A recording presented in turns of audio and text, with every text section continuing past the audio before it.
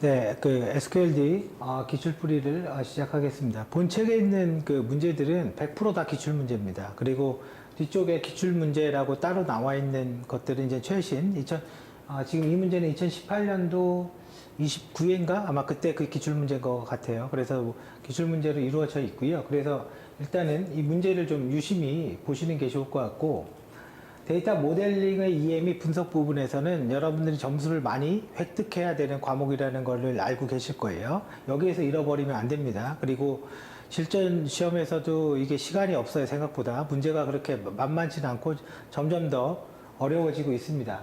자, 데이터 모델링의 이해, 첫 번째 1번 문제를 한번 보죠. 다음에 데이터 모델링 중에서 데이터 모델링의 재사용성이 가장 높은, 그러면 한번 모델링을 한번 만들어 두고 변경이 있었을 때 그 변경의 영향도가 가장 작은 게 뭐냐라고 되어 있습니다. 데이터 모델링은 개념적, 논리적, 물리적 이렇게 되어 있죠. 개념적은 전체를 그리고 논리적은 통합적인 모델, 그 다음에 물리적은 실제 구현할 수 있는 모델. 그래서 이 문제의 그 내용을 보면 재사용성이 가장 높은 부분을 보면요. 첫 번째 1번 봐볼게요. 물리적 데이터베이스 모델링으로 파티션을 적용해서 활용성을 높인다. 파티션이라는 건 뭐예요? 테이블을 분할해 두는 거죠. 그래서 테이블을 분할을 통해서 뭐를 만들어놔요? 성능을 향상시키는 거죠. 조회할 때나 이럴 때, 셀렉트 할 때. 데이터 모델링 시에 반정규화를 수행한 모델이다. 반정규화의 특징 중에 하나는 아시겠지만, 그죠? 중복을 허용하는 거죠. 데이터를 중복해 두니까 홍길동이라는 사람이 하나 입사를 해도 여기에다가도 데이터 넣어야 되고 여기에다가 넣어야 되고 이런 문제가 있어요. 그러면 중복이 많으면 유연성이 떨어지고 유연성이 떨어지면 리유즈가 당연히 떨어집니다. 그러니까 이거는 얘기가 되는 게 아니에요. 그리고 논리적 데이터베이스 모델 4번 물리적 모델과 논리적 모델은 재사용성은 같을 수가 없죠. 기계 쪽에 가까울수록 재사용성은 떨어지죠. 상식적으로 대충 그리는 게 재사용성은 높아지죠. 그래서 재사용성이 높은 모델은 논리적 데이터베이스 모델이고 얘는 이제 통합적 모델이다 라고 볼 수가 있습니다. 자, 그 다음 이제 두 번째 문제를 한번 볼게요. 다음은 데이터 모델링 시에 컬럼에 대한 반정규화를 했대요. 그거를 옳지 않는 것은 뭐냐?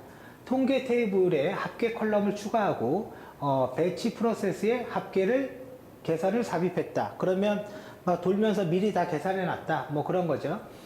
일자별 거래 내역 테이블에 연월 컬럼을 기본키로 하고 연과 월이죠. 일자별인데 연과 월이니까 월의 합계, 연의 합계 이렇게 되겠죠. 월변 합산을 계산했다.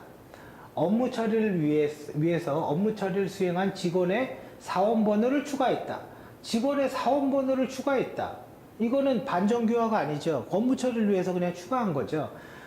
자, 평균을 계산하는 컬럼을 추가했다. 그죠? 그래서 반정규화는 어떤 합계나 이런 거를 미리 해놔서 성능을 올리는 거지, 업무가 필요해서 컬럼을 추가하는 거는 정상적인 모델링 절차입니다. 그래서 3번이 답이 되겠죠. 자, 그 다음에 이제 3번입니다.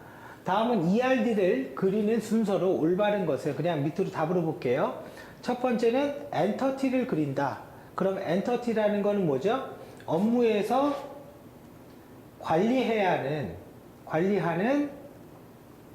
데이터의 집합. 이게 엔터티죠. 그리고 이 엔터티의 예는 뭐 회원이라는 게 있습니다. 뭐 계좌라는 게 있습니다. 그죠? 그 다음에 무슨 주문이 있습니다. 그죠? 이런 게 엔터티의 하나의 예가 되는 거죠. 얘는 집합이어야 됩니다. 그리고 엔터티를 적절하게 배치한다. 엔터티 간의 관계를 설정한다. 회원은 계좌를 개설할 수 있겠죠. 이 개설이 관계죠. 행위가 되는 거죠. 행위. 네, 그죠? 그리고 계좌를 통해서 주문을 발주한다. 그죠? 그 다음에 관계의 명을 기술한다. 개설과 발주. 이게 관계의 명이 되겠죠. 참여도를 기술한다. 참여도 뭐예요? 나 하나일 때 너는 여러 개 있을 수 있다. 1대 n. 물론 동그라미를 넣어서 없을 수도 있다. 그렇게 할 수 있겠죠. 나 하나일 때 너 여러 개 있다. 1대 n, 즉 참여도 다른 말로 카디널리티죠. 카디널리티, 그죠? 그리고 필수 여부를 확인한다. 나는 반드시 하나는 있어야 된다. 이게 필수죠. 그죠? 그래서 이런 순서로 그림을 그릴 수가 있습니다. 근데 뭐 그림을 그리는 순서는 뭐 그렇게 중요하진 않고, 이런 문제는 반드시 맞아야 되는 문제가 되는 거고요.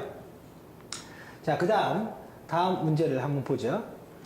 다음은 데이터베이스 모델에 대한 설명으로 올바르지 않은 것은, 모델을 딱 그냥 대충 봤을 때 기본 키는 회원 아이디가 되어 있고요. 이름이 있고 관리점 1, 2, 3이 있는데 이거는 지금 중복되어 있죠. 그래서 어떤 테이블로 관리점 코드, 관리점 명으로 이렇게 별도로 나오는 게 그냥 느낌상 좋겠죠. 관리점이라는 테이블을 만들고 관리점 코드, 관리점 명을 1대 n으로, 그죠? 뭐 이런 식으로 만들어 두면 여기는 이런 것들이 이제 필요 없게 되겠죠. 회원 정보의 엔터티의 기본 키는 회원 아이디고, 회원 아이디는 중복된 값을 가질 수 없다. 왜? 기본 키라는 거는 첫 번째 뭐예요? 유일성과 중복을 가질 수가 없고, 최소성, 널값을 가질 수 없다. 이거를 만족해야 되는데, 이거를 만족하는 키를, 최소성과 유일성을 만족하는 키를 우리는 후보 키라고 얘기하는 거죠. 이 후보 키 중에서, 후보 키가 여러 개 있다면 중에서 엔터티를 가장 대표할 수 있는 키, 그게 바로 기본 키가 되는 겁니다. 그러니까 회원 아이디는 기본 키이면서 중복을 가질 수가 없어요. 자, 3번 보죠. 이름은 동명이인을 가질 수 있다. 이름은 요 밑에 기본 키가 아닌 일반 컬럼이니까 동명이인을 가질 수 있어요. 회원 정보가 과도하게 많아서 부하가 발생하면 수평 분할과, 즉 컬럼을 이렇게 나눈다거나 혹은 수직 분할 같은 거를 해서 SQL의 성능을 향상시킬 수 있다. 이거는 뭐예요? 반정규화죠. 반정규화죠. 자, 그래서 반정규화를 할 수 있다. 뭐 다 맞는 말입니다. 그리고 회원 정보의 테이블은 제3정규화까지 수행된 거다. 자, 기본적으로 이렇게 중복된 컬럼이 나오면 뭐예요? 정규화가 안 된 거죠. 그래서 답은 뭐 2번이 됩니다. 자, 그 다음 넘어가 보죠.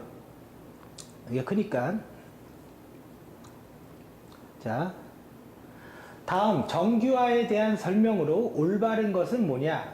이 그림을 보면 엔터티가 고객과 주문이 있습니다. 그죠? 고객과 주문이 있고 이쪽에 포린키로 고객 아이디가 들어왔어요. 그러니까 기본키 쪽으로 안 들어왔으니까 이게 점설이 되면서 비식별 관계가 되는 거죠. 이게 비식별 관계가 되는 겁니다. 자, 주문 엔티티는 제1정규화가 수행되지 않았다. 주문 엔티티, 요거죠. 주문 일자, 주문 번호, 기본키 잡혀 있고, 주문 엔티티의 기본키는 주문 번호 하나면 충분하다. 요거 하나면 충분하다. 이거는 사실은 이럴 수가 있어요. 주문 번호에다가 입력을 할 때 일자를 넣고 유니크한 번호를 또 넣었어. 그러면 뭐 그럴 수도 있어요. 근데 그걸 우리가 알 수가 없습니다. 하지만 일반적으로 봤을 때는 일자별 주문 번호, 그러니까 저거는 충분하지가 않죠. 일자가 있어야 됩니다. 고객 엔티티와 주문 엔티티의 관계에서 필수 관계가 제거돼야 된다. 필수 관계는 이거죠. 이거는 고객이 있어야지 주문을 발주할 수 있다라는 말이 되기 때문에, 그죠? 이건 필수 관계는 제거돼야 된다라는 말은 잘못된 얘기고요. 제3정규화가 수행되지 않았다. 제3정규화는 뭡니까? 이행함수 종속성을 제거하는 거죠. 이행함수 종속성 제거는 제1정규화와 제2정규화를 한 다음에, 제1정규화와 제2정규화는 기본키에 대해서 합니다. 한 다음에 기본키를 제외하고 이렇게 컬럼 간의 종속성이 발생하는 것을 우리는 이행함수 종속성이라고 합니다. 그러니까 상품 코드, 상품명은요, 자기네들끼리 종속관계가 일어나고, 그러면 상품이라는 테이블에 상품 코드, 상품명을 주고 여기에 상품명 지워버리고 이거를 1대 n으로 이렇게 묶어놔야 되는 거죠. 그래야지 이게 제3정규화가 된 거라고 얘기할 수 있습니다. 그래서 답은 4번인가요? 네, 4번이 되겠죠. 자, 5번입니다. 분산 데이터베이스에 대한 설명으로 올바르지 않은 것은, 분산 데이터베이스는 전제가 하나 깔려 있는 거예요. 그 전제가 뭐냐? 네트워크라는 겁니다. 네트워크로 물리적으로 떨어진 공간에 있는 거예요. 분산 데이터베이스는 네트워크를 경유하여 여러 개의 데이터베이스로 분리되어 있다. 그죠? 맞는 말이죠. 분산 데이터베이스는 시스템의 가용성이 떨어진다. 가용성이라는 말이 무슨 말이죠? 이거는 정당한 사용자가 서비스를 요청하면 정당한 사용자가 서비스를 요청하면 서비스를 제공할 수 있는 특성입니다. 그러니까 장애가 나도 뭔가 돼야 된다, 그런 얘기인 거고, 그래서 가용성이 떨어지는 게 아니라 분산되어 있으니까 가용성이 높아질 수 있는 거죠. 그래서 이거는 잘못된 거고요. 분산 데이터베이스는 여러 개의 데이터베이스를 병렬적으로 실행하여 성능을 올릴 수 있다. 뭐 할 수 있습니다.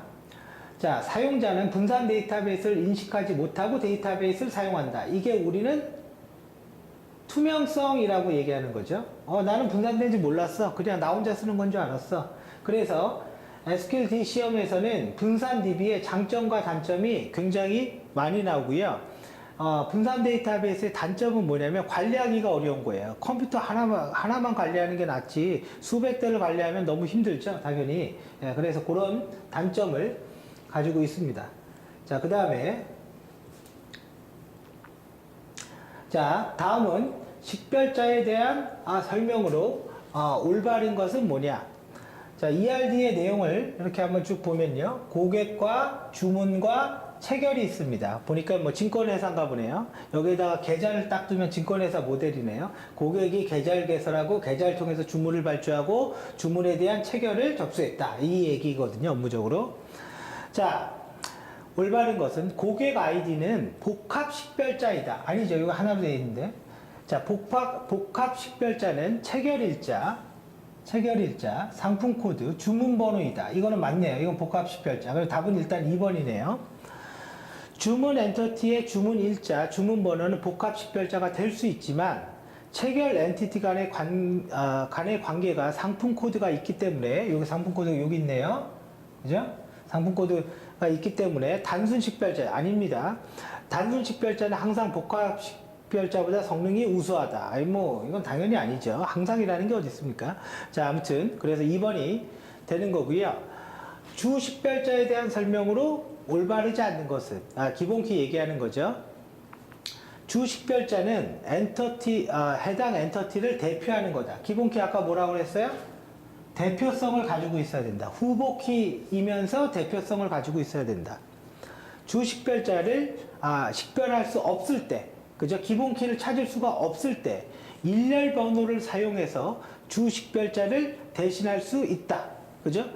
내가 주 식별자를 찾을 수가 없으니까 일렬 번호를 써서 주 식별자를 대신할 수 있다. 아니죠. 주 식별자는 자주 변경해서 이거 맞습니다. 이거 죄송합니다. 이거 맞는 말이에요. 주 식별자가 없으니까, 지금 없다라는 걸 전제로 깔았잖아요. 그래서 시퀀스 번호를 딱 이렇게 주겠다 이거죠. 주 식별자는 자주 변경해도 상관이 없다. 그럴 수가 없는 거죠. 주 식별자는 변경하면 안 됩니다. 예. 물론 어쩔 수 없을 때는 해야 되겠지만, 예를 들어서 계좌번호라는 게 주 식별자가 있는데, 계좌를 기준으로 뭐가 만들어져요? 주문이 만들어지고, 주문을 기준으로 다시 체결이 만들어지고, 계좌를 기준으로 뭐가 만들어져요? 상품이 만들어져요. 이 얘기는 무슨 얘기냐면, 은행에 가보세요. 은행이나 증권회사에 가면 계좌를 개설하잖아요. 고객이 계좌를 개설하고 그 계좌는 예금을 하는 예금 계좌도 있고, 그 다음에 적금을 하는 적금 계좌도 있고, 그리고 또 뭐가 있을까? 예금을 하는 계좌도 있죠. 그리고 뭐 금융상품별로 계좌가 분리되어 있습니다. 그런데 계좌번호가 주식별자인데 이걸 바꾸면 얘네들에 관련된 게 싸그리 다 바꿔야 되죠. 그게 쉽지가 않습니다. 그래서 답은 3번이 되는 거죠. 자, 그 다음에 9번. 아이고, 왜 안 되지? 네. 9번 보죠. 다음은 컬럼명 작성 규칙에 대한 설명으로 올바르지 않는 것은 컬럼명은 영문으로 시작돼야 된다. 맞죠? 그죠? 컬럼명은 하나의 엔티티 내에서 중복된 컬럼을 가질 수 없다. 맞습니다. 하나의 컬럼 내에서 같은 이름은 안 돼요. 에러납니다. 자, 여러 개의 엔티티에서 중복된 컬럼을 사용해서 다른 의미의 데이터를 저장한다. 여러 개의 엔티티에서 중복된 의미를 사용해서 이렇게 되면 뭐가 문제겠어요? 데이터 품질이 떨어집니다. 이게 무슨 말이냐? 지금 엔터티라는 놈이 이렇게 여러 개 있는데 여기에다가는 한글로 주소라고 쳤어요. 그죠? 그 다음에 누구는 여기다가 집 주소라고 쳐놨어요. 홈 어드레스. 여기는 사무실 주소. 이름은 이렇게 해놨는데 실질적으로 이거는 그냥 주소예요. 그러니까 우리가 업무적으로 그렇다고 쳐요. 그러면 집 주소를 넣건 사무실 주소를 넣건 관련이 없어요. 그냥 주소예요. 정확히 말하면 배송지의 주소예요. 그러면 이 의미가 다 다르게 해석되죠. 의미 자체가. 그리고 이거는 주소라는 그나마 공통점이라고 있는데 완전히 다른 말로 써버리면 관련성을 알 수가 없죠. 그래서 3번은 안 되는 거예요. 이거 잘못된 거고요. 컬럼은 일정한 규칙을 준수해서 이건 당연한 말이죠. 정확히 말하면 표준 문서가 있습니다. 우리가 소프트웨어를 개발하다 보면 개발 사업자는 예를 들어서 SQL 표준이라는 가이드를 항상 만듭니다. 그리고 그거를 개발자들에게 배포를 하고 그 가이드에 맞게 테이블도 만들고 SQL 셀렉트 이런 SQL 문도 만들고 처리하게 돼 있어요. 그러니까 당연히 표준은 준수해야 되는 거예요. 안 그러면은 관리를 못 하니까 그런 거죠. 자 10번. 다음은 엔터티에 대한 설명이다. 올바르지 않은 것은 뭐냐? 엔터티는 주식별자를 가지고 있다. 맞죠? 엔터티는 명사에 해당되고 저장하기 위한 것이다. 그건 맞습니다. 엔터티는 업무에서 필요한 정보로 직별 가능해야 된다. 맞죠?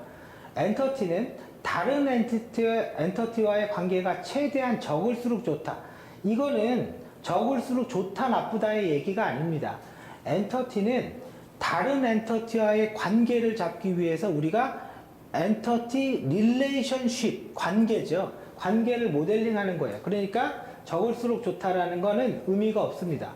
그래서 엔터티는요, 해당 업무에서 필요하고 관리해야 되는 데이터 정보이고요. 당연히 주식별자 있어야 됩니다.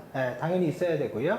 자, 이렇게 하면 이제 모델링의 10문제가 설명이 끝났고, 모델링 부분은 이번 기출문제에는 없는데 엔터티의 종류, 관계의 종류, 속성의 종류, 그 다음에 뭐가 있죠? 슈퍼타입, 서브타입, 그죠? 슈퍼타입과 서브타입의 변환 방법 3개 있죠. 플러스 타입, 원 투 원, 그 다음 뭐죠? 싱글 타입, 맞죠? 여기까지 전부 다 학습을 해야 되고, 이 중에서 모델링 중에서 가장 그나마 어려운 문제는 뭐겠어요? 정규화, 그죠? 정규화가 가장 중요하고, 그 다음에 키의 종류, 데이터베이스 키의 종류 뭐예요? 프라이머리 키, 기본 키, 후보 키, 슈퍼 키, 대체 키, 대리 키, 그죠? 이 키의 종류와 특성까지 학습을 하고 있어야 됩니다. 자, 여기까지 해서 일단 데이터 모델링에 대한 설명은 마치겠습니다.